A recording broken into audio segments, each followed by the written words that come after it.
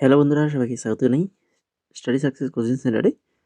বন্ধুরা, তোমাদের জন্য আবারও চলে এসেছি আর একটি খুবই গুরুত্বপূর্ণ এসএসসি এমটিএস এর প্র্যাকটিস সেট নাম্বার 32 নিয়ে, যেখানে আমরা এসএসসি এমটিএস 2025-এর ইম্পর্টেন্ট যেই সকল কোশ্চেনগুলো আসতে পারে এরকম কিছু জেনারেল অ্যাওয়ারনেসের কোশ্চেন আমরা আলোচনা করব, যেখানে 25খানা কোশ্চেন রেগুলার আমরা যেমন প্র্যাকটিস সেটে করিয়েছি আগে, তো সেইভাবে আলোচনা হবে।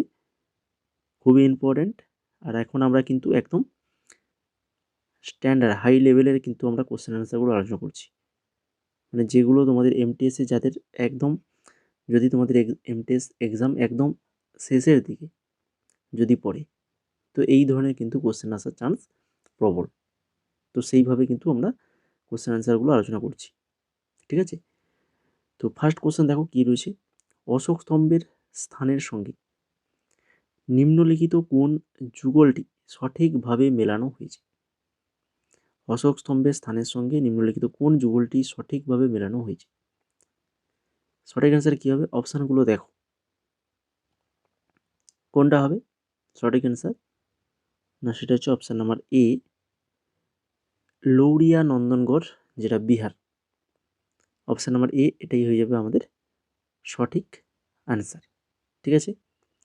এরপরে চলে যাও 2 নম্বর কোশ্চেন।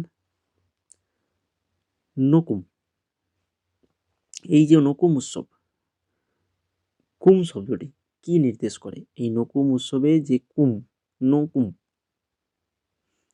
কুম শব্দটি কি নির্দেশ করে? এটা হচ্ছে সম্মিলিততা, সম্মিলিততা, সম্মিলিতভাবে থাকা, তো সেটাকেই প্রকাশ করে এই কুম শব্দ।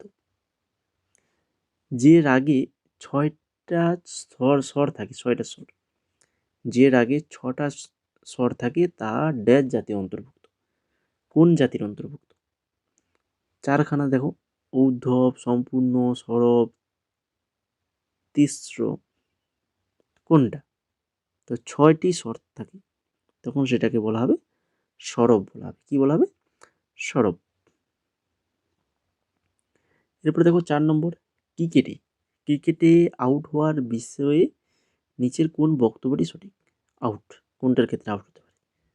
বল ইচ্ছাকৃতভাবে দুবার মারলে আউট ঘোষণা করা, না রিটায়ার আউট হতে শুধুমাত্র আম্পায়ারের অনুমতি লাগে, না হচ্ছে অবস্ট্রাক্টিং দ্য ফিল্ড, দুর্ঘটনাবশত ঘটলেও আউট হয়, আর রিটায়ার আউট কোনো অনুমতি ছাড়াই স্বয়ংক্রিয়ভাবে হয়। কোনটা, কোন ক্ষেত্রে আউট হতে পারে ক্রিকেটে? যারা ক্রিকেট খেলে তারা তো অবশ্যই জানবে। প্রথম যে অপশানটা আছে সেটা পড়লেই তারা কিন্তু খুব সহজে অ্যান্সার করতে পারবে। কেননা বল ইচ্ছাকৃতভাবে যদি ক্রিকেটে বল দুবার মারে যদি কোনো ব্যাটসম্যান, তখন তাকে কিন্তু আউট ঘোষণা করা হয়। এরপরে দেখো 5 নম্বর কোশ্চেন, হকি, হকিতে যুক্তরাষ্ট্রকে 24 গোলে হারিয়ে পরপর দ্বিতীয় অলিম্পিক স্বর্ণপদক জয়ের ম্যাচে কে ভারতের দলের হয়ে 10টা গোল করেছিল? হকিতে যুক্তরাষ্ট্রকে 24 গোলে হারিয়েছিল, দ্বিতীয় স্বর্ণপদক জিতেছিল, এবং সেই ম্যাচে ভারতের কোন প্লেয়ার 10টা গোল করেছিল? 10টা গোল করেছিল, তিনি হচ্ছেন কে? রূপ সিং। রূপ সিং, অপশন নাম্বার বি হয়ে যাবে এখানে আমাদের সঠিক আনসার। তারপর দেখো 6 নম্বর কোশ্চেন, 2021 সালে ভারতের ব্রিক্স সভাপতিত্বে সীমান্ত পার স্টার্টআপ সহযোগিতা ও উদ্ভাবন বৃদ্ধির জন্য কোন উদ্যোগটি চালু করা হয়? 2021 সালে ভারতে ব্রিক্স সভাপতিত্বে সীমান্ত পার স্টার্টআপ সহযোগিতা ও উদ্ভাবনা বৃদ্ধির জন্য কোন উদ্যোগটি চালু করা হয়? সঠিক answer option number B, BRICS startup forum. BRICS startup forum, এটা কিন্তু চালু করা হয়েছিল। 7 নম্বর কোশ্চেন দেখো, the Neeraj Chopra story, the Neeraj Chopra story the man who made history সম্পর্কে নিচের কোন বিবৃতিগুলি সঠিক? The Neeraj Chopra story the man who made history সম্পর্কে দুটো বিবৃতি এখানে দেওয়া রয়েছে। দেখো, এতে নীরজের প্রশিক্ষণ, মানসিকতা ও চ্যালেঞ্জ বিস্তারিত বলা রয়েছে, আর এটি তার প্রাক্তন অলিম্পিয়ান কোচ লিখেছেন। বলো কোনটা আমাদের এখানে সঠিক? তো যদি সঠিক দেখি তাহলে এখানে শুধুমাত্র এক নম্বরটা এখানে সঠিক হবে, যেটা কি না এই যে the Neeraj Chopra story the man who made, এখানে নীরজের প্রশিক্ষণ, মানসিকতা এবং চ্যালেঞ্জ নিয়ে বিস্তারিত বলা হয়েছে এখানে। ঠিক আছে, তাহলে অপশান নাম্বার একটাই আমাদের এখানে 1 নম্বর যেটা রয়েছে বিবৃতি, সেই বিবৃতিটাই সঠিক। তাহলে 1 নম্বর বিবৃতি কোথায় লেখা আছে না, সেটা অপশান নাম্বার এতে লেখা রয়েছে, শুধুমাত্র এক সঠিক, তাহলে ওটাই আমাদের অ্যান্সার হবে। ঠিক আছে, তো এইগুলো একটু অ্যান্সারগুলো করার সময় একটু খেয়াল করবে জিনিসগুলো, কিন্তু এগুলো কিন্তু অনেক স্টুডেন্টরা ভুল করে, আর বিশেষ করে যারা নতুন রয়েছে একটু ভালো করে জিনিসগুলো খেয়াল করবে, দেখবে। এবার দেখো 8 নম্বর কোশ্চেন, প্রাকৃতিক বাঁধ। প্রাকৃতিক বাঁধ সাধারণত কোন পরিবেশে বেশি দেখা যায়? প্রাকৃতিক বাঁধ বা যেটা স্বাভাবিক বাঁধ বলা হয়, ন্যাচারাল লেভস, সাধারণ বাঁধ কোন পরিবেশে বেশি দেখা যায়? তো এটা দেখা যায় হচ্ছে বৃহৎ নদীর বন্যা প্রবাহ সমভূমি, বৃহৎ নদীর বন্যা প্রবাহ সমভূমিতে দেখা যায়। 9 নম্বর দেখো 2023 কন্টিনেন্টাল কাপ ফাইনাল সম্পর্কে নিম্নলিখিত কোনটি সঠিক? 2023 ইন্টারকন্টিনেন্টাল কাপ ফাইনাল সম্পর্কে যেটা সঠিক সেটা হচ্ছে কোনটা? 4টা অপশান রয়েছে। ফাইনাল কোথায় হয়েছিল বলো? 2023 ফাইনাল হয়েছিল ভুবনেশ্বর। এটাই মনে থাকলে এখানে অ্যান্সারটা সহজেই করে দেওয়া যাবে। ফাইনাল হয়েছিল ভুবনেশ্বরে, যেখানে ভারত লেবাননকে পরাজিত করে, ভারত লেবাননকে পরাজিত করেছিল। তারপর দেখো 10 নম্বর কোশ্চেন, 2025 সালে পদ্মশ্রী প্রাপ্তদের মধ্যে গুজরাটের ঐতিহ্যবাহী টাঙ্গোলিয়া বুন শৈলীর প্রথম স্বীকৃতি শিল্পীকে? টাঙ্গোলিয়া বুনন শৈলীর প্রথম স্বীকৃত শিল্পী গুজরাটের পদ্মশ্রী পেয়েছেন 2025 সালে পেয়েছেন, তিনি হচ্ছেন কে? তিনি হচ্ছেন লাভজিভাই পারমার, লাভজিভাই পারমার। এরপরে দেখো 11 নম্বর কোশ্চেন, তার আগে তোমরা যারা ক্লাসটাকে এখনও লাইক করোনি তো অবশ্যই লাইক করে ফেলো, যদি ভালো লেগে থাকে ক্লাসটা তবেই লাইক করো, তার সাথে সাথে বন্ধুদের মাঝে শেয়ার করে দেবে ক্লাসটা, যারা প্রিপারেশান নিচ্ছে এমটিএসের জন্য, এমটিএস এক্সাম দেবে, তাদের মাঝে শেয়ার করে দাও। আর চ্যানেলে যদি নতুন হয়ে থাকো চ্যানেলটাকে অবশ্যই সাবস্ক্রাইব করে ফেলো, এই ধরনের গুরুত্বপূর্ণ ক্লাস আমাদের চ্যানেলেই পাবে, রেগুলার আমাদের কিন্তু ক্লাসে জিকে ক্লাস হয়। তাছাড়া তোমরা যারা আমাদের টেলিগ্রামে জয়েন করোনি তো অবশ্যই টেলিগ্রামে জয়েন করে যাও, এখানে তোমাদের এক্সাম রিলেটেড সমস্ত কিছু আপডেট, নতুন নতুন জব রিলেটেড আপডেট এবং ফ্রি নোটস আমাদের কিন্তু এই টেলিগ্রামে দেওয়া হয়। ঠিক আছে, তো অবশ্যই টেলিগ্রামে জয়েন করে যাবে। তো এবার দেখো 11 নম্বর কোশ্চেন, মরুভূমিতে বায়ু ক্ষয়জনিত ভূমিরূপের বৈশিষ্ট্য কোনগুলো? মরুভূমিতে বায়ু ক্ষয়জনিত ভূমিরূপ বৈশিষ্ট্য, একে রয়েছে মাশরুম আকৃতির শিলা গঠন, চ্যাপ্টা চূড়াযুক্ত অবশিষ্ট পাহাড়, আর পৃথক পেডেলস্টাল শিলার সৃষ্টি। বল কোনটা? মরুভূমিতে বায়ু ক্ষয়জনিত ভূমিরূপের বৈশিষ্ট্য কোনগুলো? 3টে বৈশিষ্ট্য এখানে দেওয়া রয়েছে, তো এখানে 1, 2, 3 সবই প্রত্যেকটাই সঠিক। মাশরুম আকৃতির শিলা গঠন, চ্যাপ্টা চূড়াযুক্ত অবশিষ্ট পাহাড়, আর পৃথক পেডেস্টাল শিলা সৃষ্টি। তো এবার চলে যাও 12 নম্বর কোশ্চেন কি রয়েছে, ভারত কখন স্পেডেক্স ডকিং অভিযান সফলভাবে সম্পন্ন করে? স্পেডেক্স ডকিং অভিযান সফলভাবে সম্পন্ন করে কবে? এটা করেছিল 16ই জানুয়ারি 2025। ভালো করে তারিখটা মনে রাখো, 16ই জানুয়ারি 2025। এরপরে দেখো 13 নম্বর কোশ্চেন, উত্তর পূর্ব মালভূমির কয়লা সম্পদের সঙ্গে কোন নদী উপত্যকা যুক্ত? উত্তর পূর্ব মালভূমির কয়লা সম্পদের সঙ্গে কোন নদী উপত্যকা যুক্ত? সঠিক answer option number D, Damodar উপত্যকা, দামোদর উপত্যকা। সংসদ নতুন সর্বভারতীয় পরিষেবা সৃষ্টি করতে পারে কোন সভায় প্রস্তাব পাসের মাধ্যমে? সংসদ একটা নতুন সর্বভারতীয় পরিষেবা সৃষ্টি করতে পারে কোন সভার প্রস্তাব পাসের মাধ্যমে? সংসদ পারবে রাজ্যসভার প্রস্তাব পাসের মাধ্যমে। 15 নম্বর কোশ্চেন দেখো, অ্যাসারেশন আর রিজেন্স। এই ধরনের কোশ্চেন আমি বারবার বলে আসছি, কোশ্চেন কিন্তু থাকবে তোমাদের এক্সাম। ভারত HDSC SHAR এর তৃতীয় লঞ্চ প্যাড সক্রিয়ভাবে নির্মাণ করছে। তৃতীয় লঞ্চ প্যাড নির্মাণের উদ্দেশ্য হলো উৎক্ষেপণের সংখ্যা বাড়ানো এবং NGLVর মতো পরবর্তী প্রজন্মের রকেটকে সমর্থন করা। তো দুটো বিবৃতি এখানে দেখতেই পাচ্ছ, অ্যাসারেশন রয়েছে আর একটা রিজেন্স রয়েছে। তো যেখানে দুটো যে তথ্য দেওয়া রয়েছে দুটোই কিন্তু এখানে সত্য, এ এবং আর। এবং এখানে আরটা এর কিন্তু একদম সঠিক ব্যাখ্যা রয়েছে। তৃতীয় লঞ্চ প্যাড নির্মাণের উদ্দেশ্য হলো কি উৎক্ষেপণের সংখ্যা বাড়ানো এবং NGLVর মতো পরবর্তী প্রজন্মের রকেটকে সমর্থন করা।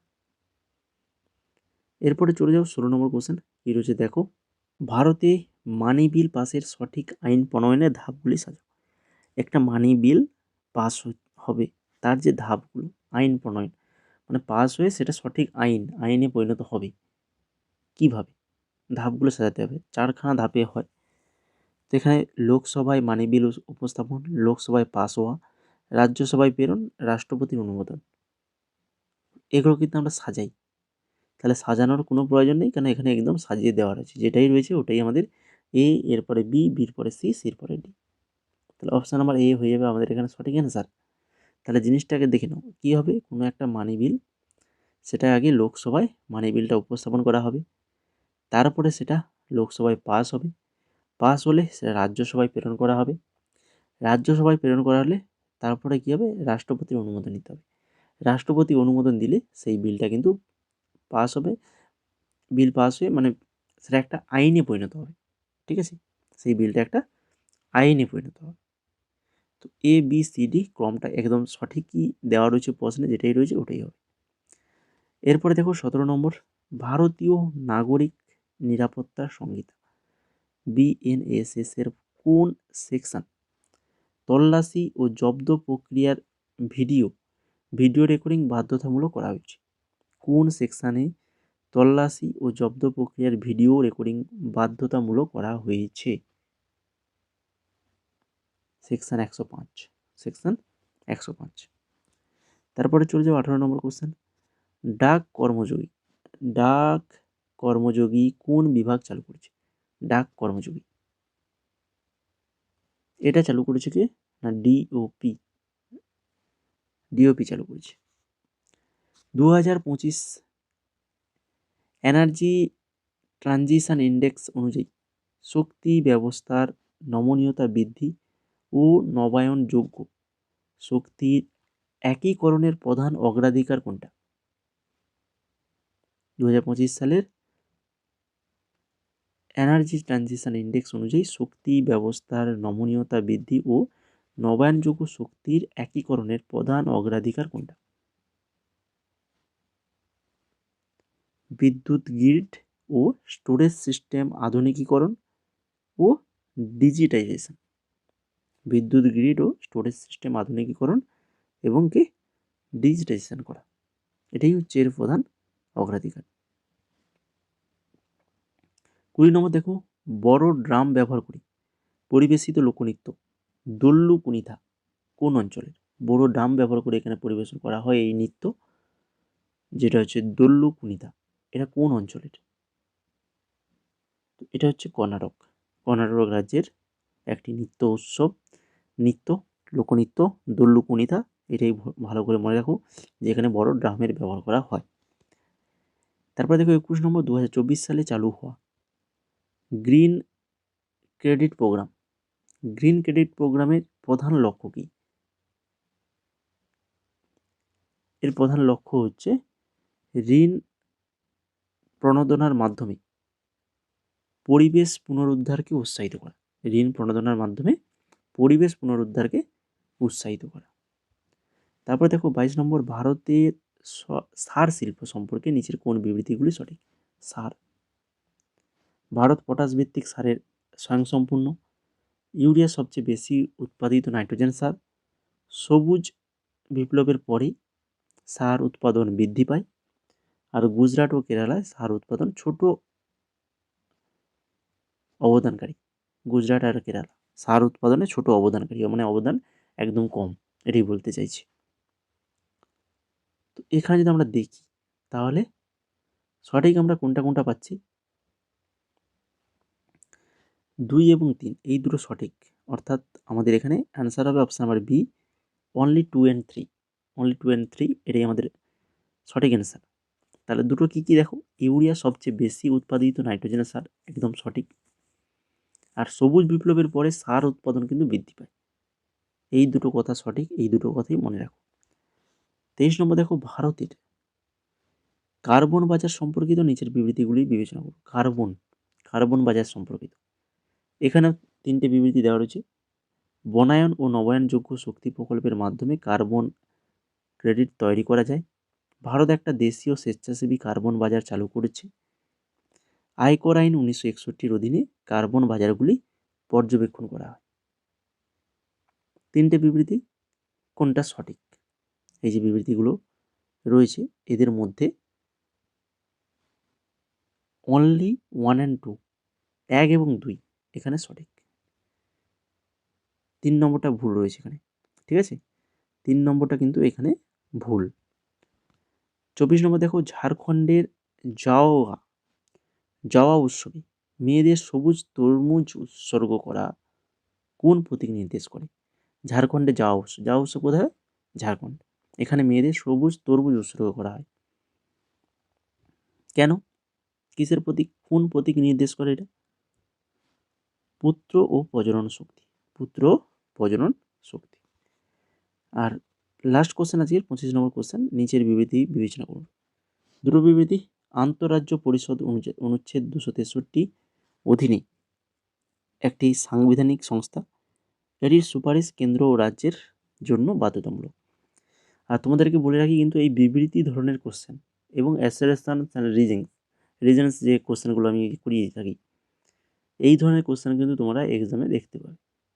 তো সেটা নিয়ে ভয় পাওয়ার দরকার নেই, কিন্তু তোমাদেরকে ক্লাসটা ভালো করে করতে হবে। আমরা যে ক্লাসগুলো করেছি, প্র্যাকটিসেরগুলো যেগুলো করেছি, বা আমাদের নোটস যারা তোমরা নিয়েছো, সেগুলো যদি ঠিকঠাক করে পড়ো, একদম ডিটেলস যেভাবে দিয়েছি সেইভাবে, তোমরা কিন্তু অ্যান্সার করে দিয়ে আসতে পারবে, ঠিক আছে? কোশ্চেন লেন্দি হতে পারে, তো কোশ্চেনগুলোকে একটু সময় দিয়ে পড়বে। বোঝা গেল কী বললাম?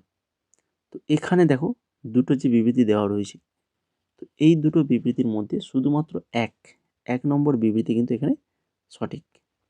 আন্তঃরাজ্য পরিষদ অনুচ্ছেদ 263 অধীনে একটা সাংবিধানিক সংস্থা, এটাই, ঠিক আছে? তো এই হলো মোট 25খানা কোশ্চেন আমরা আলোচনা করলাম। যদি ভালো লেগে থাকে তো অবশ্যই ক্লাসটাকে লাইক করে ফেলো, যারা এখনও করতে বাকি রয়েছে, আর চ্যানেলটাকে অবশ্যই সাবস্ক্রাইব করে ফেলবে এবং টেলিগ্রামে জয়েন করে যাবে। আর আমাদের যদি নোটস নিতে চাও, এমটিএস ফুল কম্বো নোটস, যেখানে তোমরা জিকের প্রিভিয়াস ইয়ার পাবে, এরকম প্র্যাকটিস সেট পাবে, টপিক ওয়াইজ জিকে পাবে, ইংলিশ পাবে, ইংলিশের নোটস পাবে, ম্যাথ পাবে টপিক ওয়াইজ, রিজনিং পাবে টপিক ওয়াইজ, এরকম স্ট্যাটিক জিকে একদম টপিক ওয়াইজ যে সকল স্ট্যাটিক জিকে থেকে কোশ্চেন মাস্ট আসে, যে সকল টপিক, সেইগুলো টপিকগুলো কারেন্ট অ্যাফেয়ার 2024-25 পাবে। সমস্ত কিছু কম্বো পাবে মাত্র হচ্ছে 199 টাকায়। মাত্র 199 টাকায় আমাদের এমটিএস কম্বো, আমাদের এমটিএস ব্যাচে তোমরা জয়েন হয়ে যেতে পারবে। তো তার জন্য কী করতে হবে, এই হোয়াটসঅ্যাপ নাম্বারে মেসেজ করতে হবে 6294528484। এই নাম্বারে মেসেজ করলে আমরা বলে দেবো কীভাবে তোমরা পেমেন্ট করবে। এছাড়া যদি কেউ শুধুমাত্র যদি প্রিভিয়াস ইয়ারের কোশ্চেন নিতে চায় জিকে ইংলিশ, তো সেগুলো নিতে পারে। যদি স্টেনো নিতে চায়, রিসেন্ট যে 2025 এক্সাম হয়েছে স্টেনো বা ফেস 13, তো এ সকল এক্সামের পিডিএফ অ্যাভেলেবল আমাদের কাছে। জিডি রয়েছে, সিএইচএসএল রয়েছে, আরআরবি, এনটিপিসি, গ্র্যাজুয়েশন এবং আন্ডার গ্র্যাজুয়েশন দুটোরই প্রিভিয়াস ইয়ার কোশ্চেন রয়েছে। এবং আমাদের school service commission, Paschimbanga school service কমিশনের গ্রুপ সিডি এক্সামের জন্য জিকে এবং ইংলিশের পিডিএফ রয়েছে। সমস্ত কিছু পিডিএফ একদম স্বল্প প্রাইসের মধ্যে। প্রাইসগুলো তোমরা দেখতেই পাচ্ছ, একদম স্বল্প প্রাইসের মধ্যেই তোমরা কিন্তু পিডিএফগুলো পারচেজ করতে পারবে। সবার কথা ভেবেই আমরা কিন্তু এই প্রাইসগুলো রেখেছি, ঠিক আছে? তো তোমরা যে পিডিএফ নিতে চাও, তো যদি নিতে পারো, আগে তোমরা ডেমো দেখতে চাইলে তো অবশ্যই ডেমো দেখতে পাবে, আমাদের টেলিগ্রামে চলে যাও, ওখানে ডেমোর লিঙ্ক দেওয়া রয়েছে। ঠিক আছে, লিঙ্ক দেখো, ডেমো চেক করো, তারপরে আমাদেরকে মেসেজ করো, যে পিডিএফ নেবে সেইটা লিখে মেসেজ করবে। আমরা বলে দেবো কীভাবে তোমরা সেটা পেমেন্ট করবে। আর পেমেন্ট করে আমাদের স্ক্রিনশট পাঠিয়ে দিলে আমরা কিন্তু তোমাদেরকে আমাদের যে পেড গ্রুপ রয়েছে সেই গ্রুপে অ্যাড করে দেবো।